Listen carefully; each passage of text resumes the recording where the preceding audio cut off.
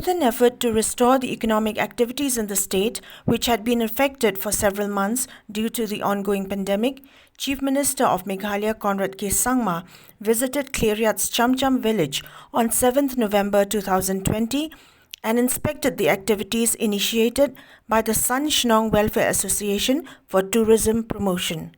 In his address as the chief guest, Chief Minister Conrad K Sangma stated that there are about 50,000 people engaged in the tourism industry in the state, with 12 lakh tourists visiting different parts of the state annually.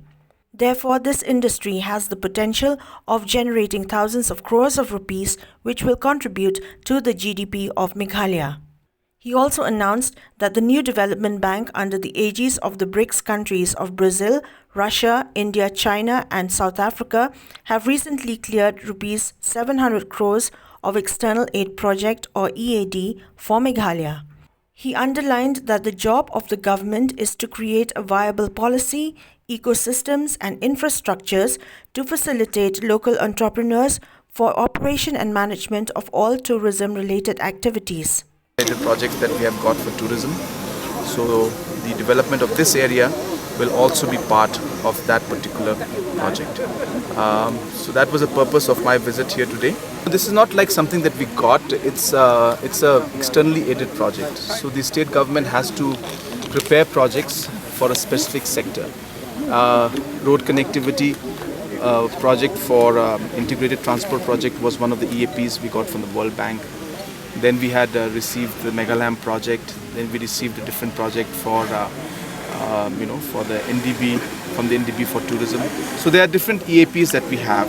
This particular EAP, an externally aided project, was for development of tourism sector in the state.